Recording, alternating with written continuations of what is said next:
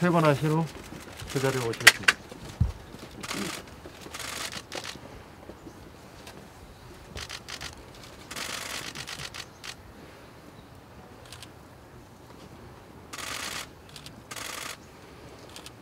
위치하시겠습니다. 고 박정희 대통령님 네 분께 대하여 경애.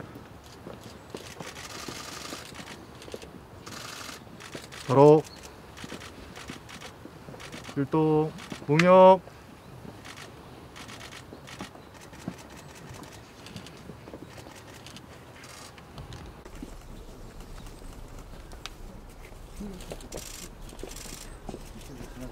왼쪽으로 퇴장하시겠습니다.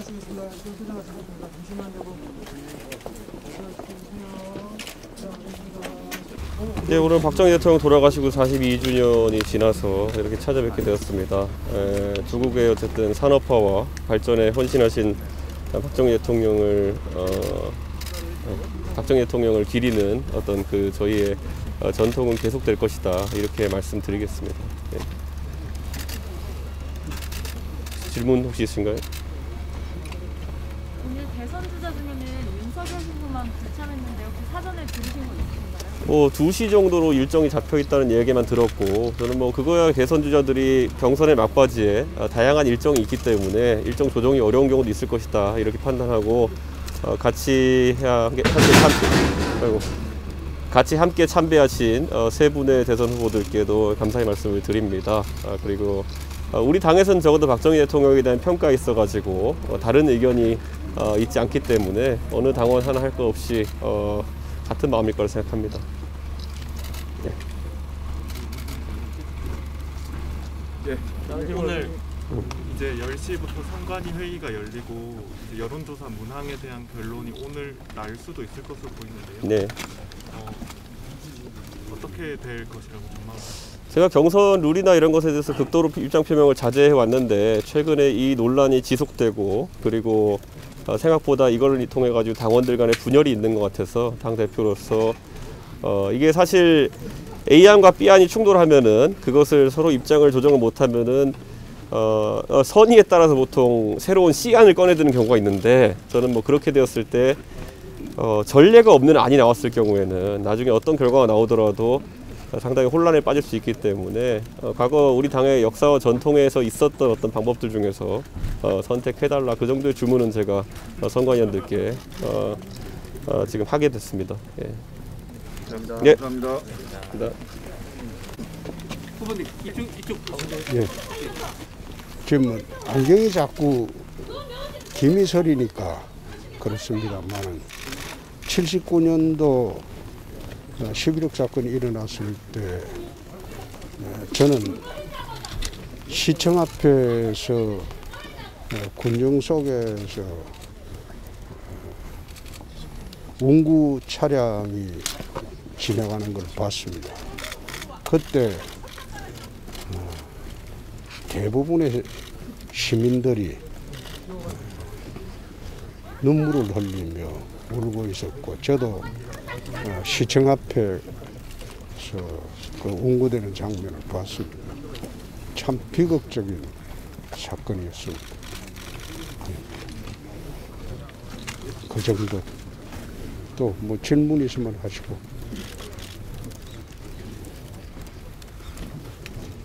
질문 없으시면 그 정도로 하고 말하겠습니다. 후보님, 오늘 이제 당 선관위 회의가 이제 오전 10시부터 진행이 될 예정인데요. 그거는 재소관이 아니기 때문에 상식적 판단을 할 것으로 봅니다. 그게 말이 안 되는 게, 당원 투표는 한 번 하는데 여론조사 투표는 4번 합니까? 그건 상식적으로 안 되죠.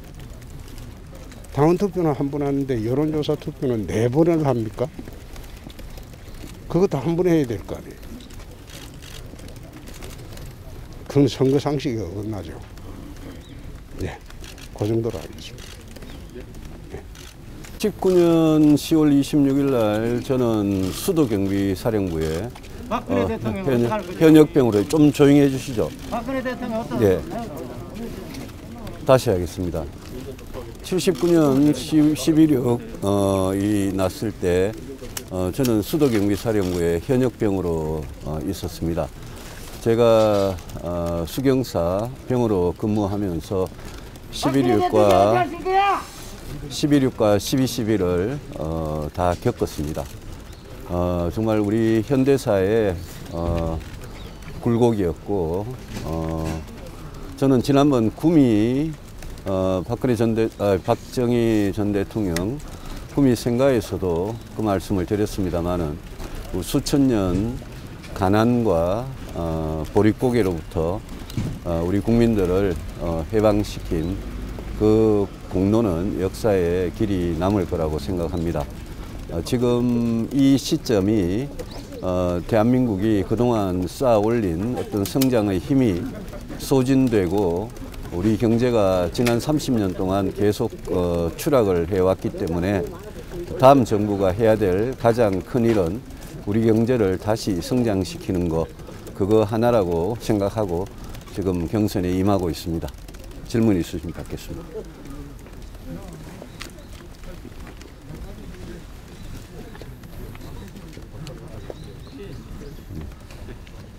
질문 없으시면 예.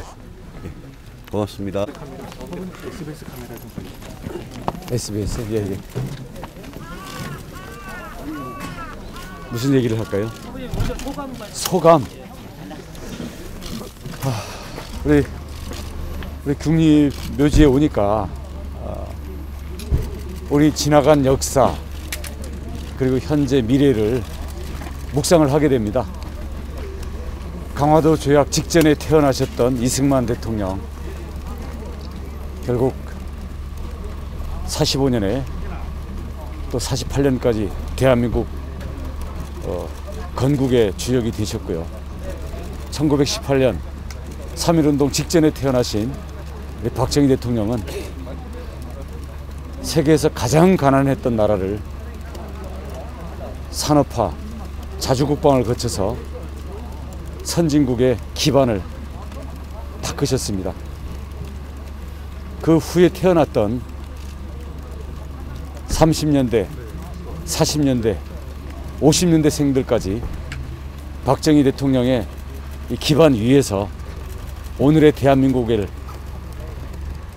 경제 10위의 경제대국, 그리고 민주화가 이루어진 나라, 그리고 세계 무대 속에서 원조할 수 있는 세계 속의 한국으로 키워냈습니다마는 국민들이, 국가는 부강해졌는데 국민들의 삶의 기회는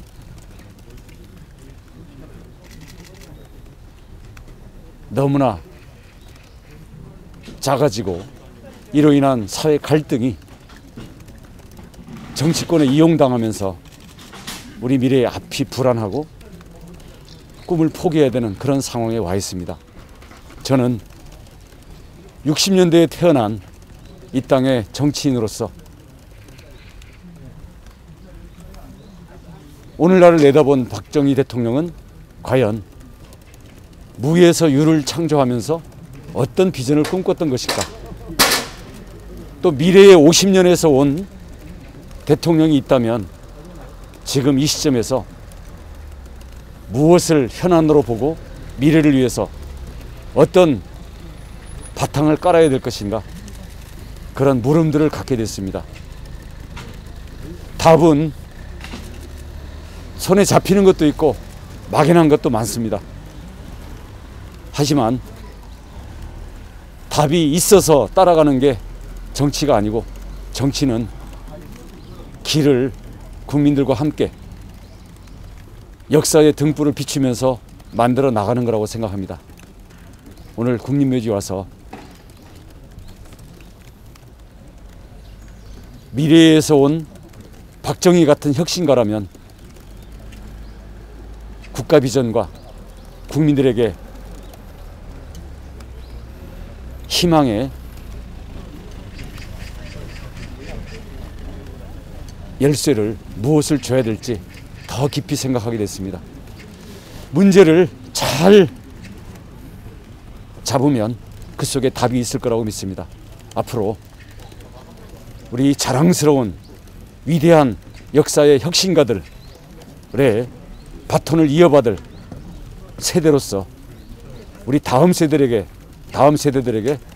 부끄럽지 않고 우리는 할 몫을 해노라, 시대적인 과제와 시대적인 소명을 다했다라는 그러한 우리 세대의 60년대생 정치인의 가장 앞장서 있는 입장에서 분발하도록 하겠습니다.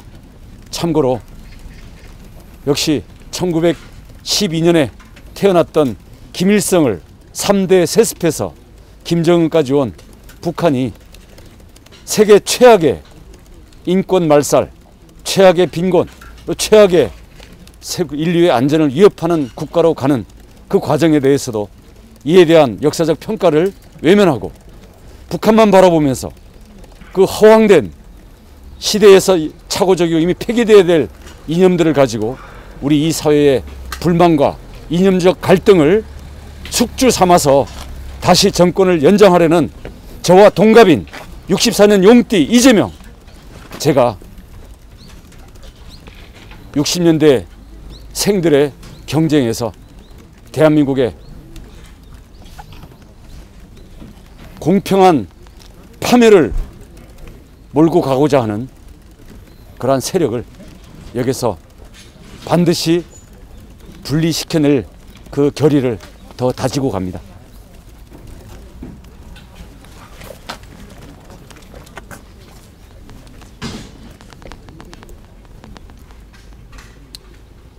끝할까요? 너무 비장하네. 걸어 내려오면서 그 생각을 많이 했습니다. 그 후보님 어제 토론할 때도 그렇고 공평한 파멸 워딩 하신 것 때문에 이런저런 논란이 조금 있는 것 같은데요. 부적절하다는 지적도 조금 있는데 어떻게? 제가 한 얘기가 아니라 SNS상에서 그런 얘기가 있는 것이 우리 사회의 가장 아픈 그리고 가장 근원적이고 이념 대결, 정치 대결, 그리고 우리 국민들 사이에 마음속에 있는 긍정적인 욕구와 또 파괴적인 충동과 이 갈등을 표현하는 SNS상의 단어이기 때문에 저 자신이 이거를 해법을 제시하고 또 그것을 극복해 나갈 수 있는 긍정의 힘을 우리 사회에서, 우리 세대에서 또 미래에 어떻게 만들어 나갈 것인가, 이것을 제가 최대의 화두로 삼을 것이기 때문에 한 것이지, 이것을 뭐 제가 만들어냈거나 어떤 딱지를 붙이기 위한 그런 차원의 것이 아니기 때문에 논의의 차원을 저는 앞으로 진지하고 좀 치열한, 그리고 실질적인 우리 시대와 삶의 문제들이 연결된 그런 논의로 이어지는 그런 화두가 되었으면 좋겠습니다. 자, 감사합니다.